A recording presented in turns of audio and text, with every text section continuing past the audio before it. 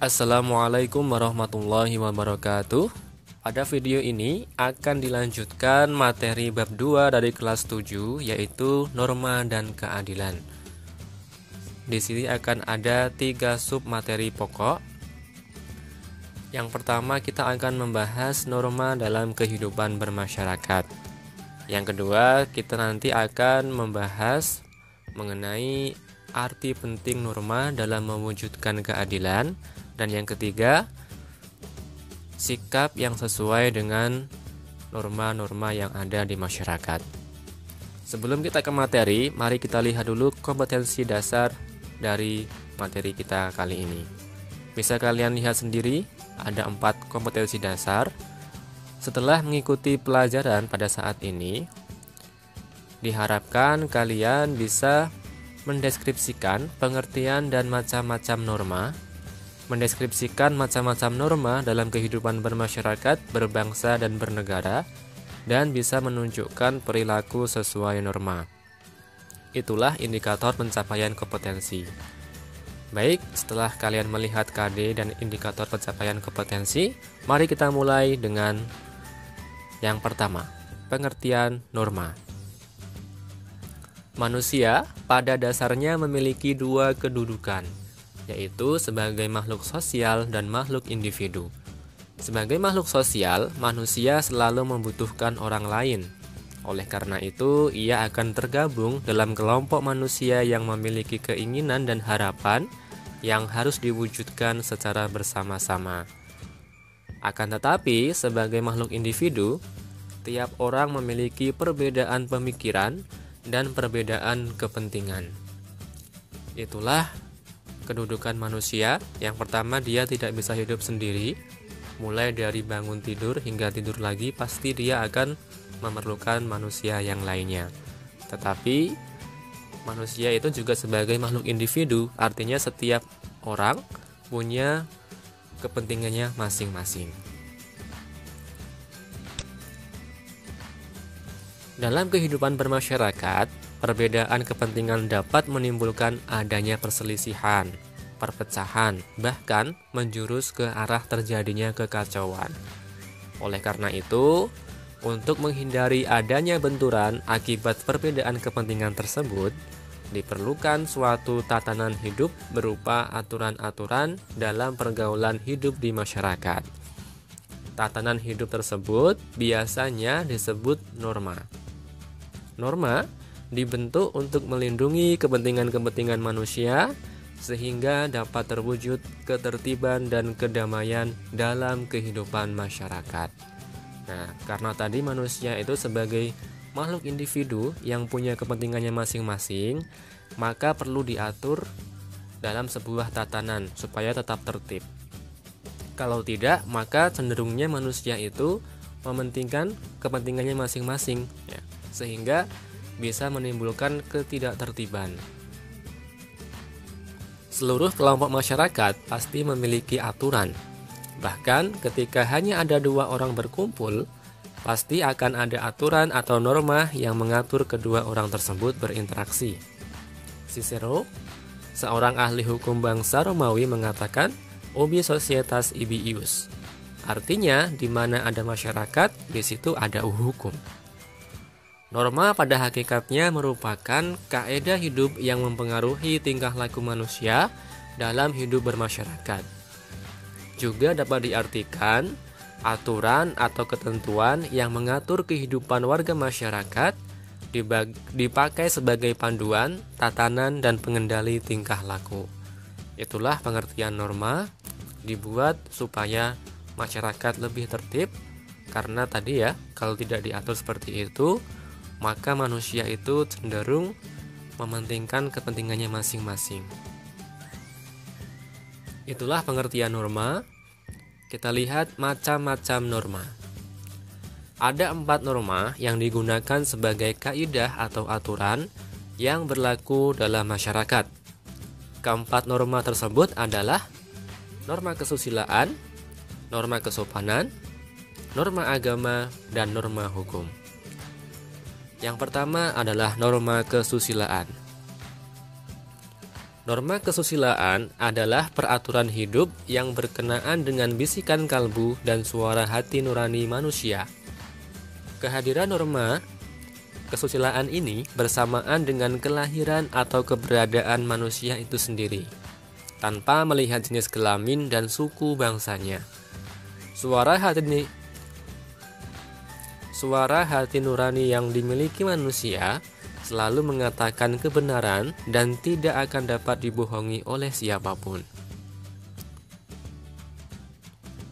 Suara hati nurani sebagai suara kejujuran merupakan suara yang akan mengarahkan manusia kepada kebaikan. Sebagai contoh, seorang yang memiliki hati nurani tidak mungkin mengambil dompet seorang ibu yang jatuh atau tertinggal di tempat umum.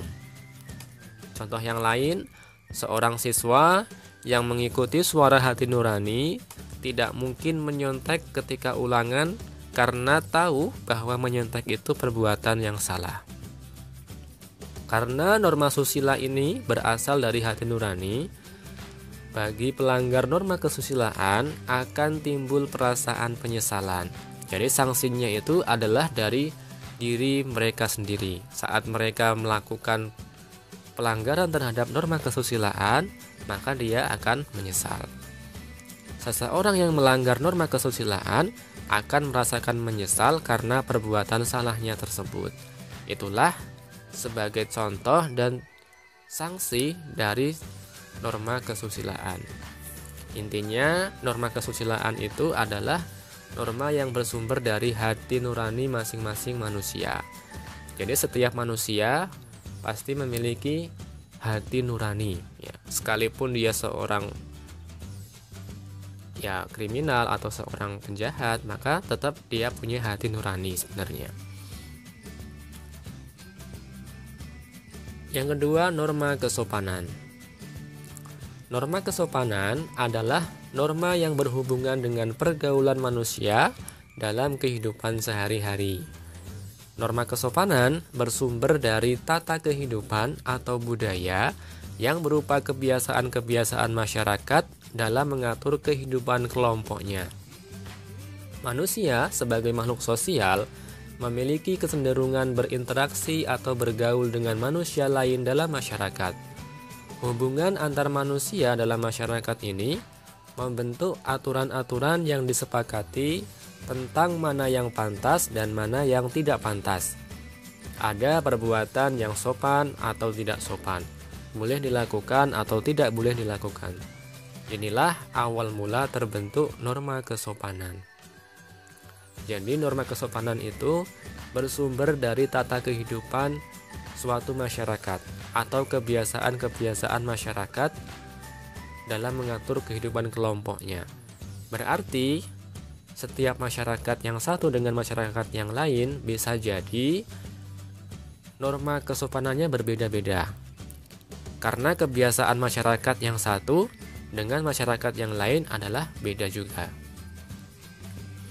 Itulah norma kesopanan.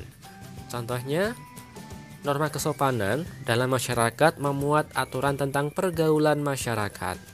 Antara lain terlihat dalam tata cara berpakaian, tata cara berbicara, tata cara berperilaku terhadap orang lain, tata cara bertamu ke rumah orang lain, tata cara menyapa orang lain, dan tata cara makan misalnya, dan lain sebagainya. Intinya memuat aturan mengenai pergaulan di suatu masyarakat. Mungkin kalian juga bisa melihat contoh cara berbicara masyarakat yang satu dengan masyarakat yang lain. Ada yang menggunakan bahasanya itu beda-beda, ya. Dalam penggunaan bahasa antara masyarakat itu ada yang berbeda-beda. Ada yang suatu masyarakat itu seperti suku Jawa misalnya, ya, menggunakan bahasa yang berbeda saat berbicara dengan orang yang lebih tua, dengan orang yang sepantaran atau seusia, atau dengan orang yang lebih muda. Nah, itu beberapa masyarakat tidak mengenal seperti itu. Itulah mengapa norma kesopanan itu berbeda-beda, karena bersumber dari kebiasaan-kebiasaan masyarakat. Bagaimana sanksinya? Sanksi terhadap pelanggaran norma kesopanan dapat berupa pengucilan, tidak disenangi atau dicemooh oleh masyarakat. Sanksi berasal dari luar diri seseorang. Berbeda dengan norma kesusilaan yang tadi, yang berasal dari diri sendiri. Lemah kuatnya sanksi dari masyarakat dipengaruhi oleh kuat tidaknya norma kesopanan tersebut di dalam masyarakat.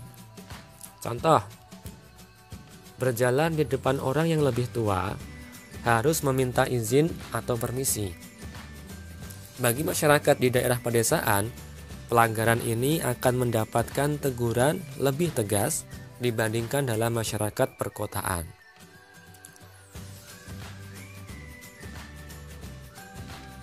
Yang ketiga, norma agama. Norma agama adalah sekumpulan kaidah atau peraturan hidup manusia yang sumbernya dari wahyu Tuhan.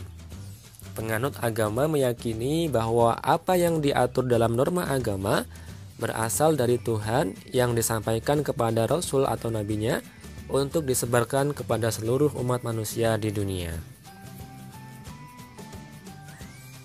Contoh pelaksanaan norma agama misalnya perintah melaksanakan ibadah sesuai dengan ajaran agamanya. Melanggar norma agama adalah perbuatan dosa sehingga pelaku pelanggarannya akan mendapatkan sanksi siksaan di neraka. Pelaksanaan norma agama dalam masyarakat Indonesia tergantung pada agama yang dianutnya. Norma agama bagi penganut agama Islam bersumber pada Al-Quran dan hadis Nabi Muhammad SAW. Orang yang beragama Kristen dan Katolik, pegangan hidupnya bersumber pada Alkitab. Umat Hindu bersumber pada Veda, dan Tripitaka menjadi kaidah pegangan hidup penganut Buddha. Sementara itu, kitab Konghucu adalah Shitsubuji. Ini ya, kita bisa melihat umat beragama sedang melaksanakan ibadah menurut agamanya masing-masing. Yang keempat adalah norma hukum.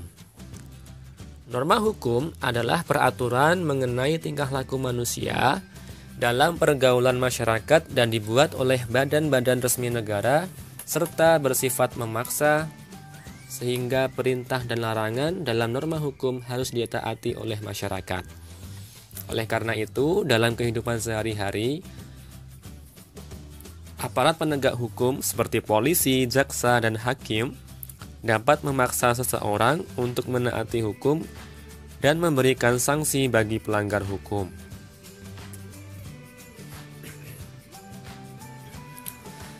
Norma hukum mengatur kehidupan masyarakat, seperti larangan melakukan tindakan kejahatan dan pelanggaran, larangan melakukan korupsi, larangan merusak hutan, serta kewajiban memelihara hutan dan kewajiban membayar pajak. Peraturan tersebut harus dilaksanakan oleh seluruh warga negara Indonesia. Pengenaan hukuman dapat dibedakan dari segi berat ringannya seperti teguran atau peringatan, pengurangan hak seperti denda, pembatasan kebebasan, misalnya penjara atau kurungan, denda, sanksi yang menyakiti fisik juga bisa. Itulah contoh dan sanksi dari norma hukum. Pada hakikatnya, suatu norma hukum dibuat untuk menciptakan ketertiban dan kedamaian dalam pergaulan hidup bermasyarakat. Untuk itulah, setiap norma hukum memiliki dua macam sifat, yaitu bersifat perintah atau bersifat larangan. Contohnya yang perintah, yaitu memerintahkan orang berbuat sesuatu dan jika tidak berbuat, maka ia akan melanggar norma hukum itu. Contohnya, perintah bagi pengendara kendaraan bermotor untuk selalu membawa SIM. Kemudian ada juga yang sifatnya larangan, yaitu melarang orang untuk berbuat sesuatu dan jika orang itu tetap melakukan perbuatan yang dilarang, maka ia melanggar norma hukum itu. Contohnya, larangan bagi pengemudi kendaraan bermotor melebihi batas kecepatan paling tinggi yang diperbolehkan atau berbalapan dengan kendaraan bermotor yang lain. Itulah dua sifat norma hukum bisa bersifat perintah atau bersifat larangan. Pada intinya, norma hukum adalah norma yang dibuat oleh badan-badan resmi negara yang sifatnya memaksa. Nah, ini biasanya yang paling sering ditakuti oleh masyarakat adalah norma hukum karena sanksinya yang begitu tegas dan langsung didapatkan di dunia.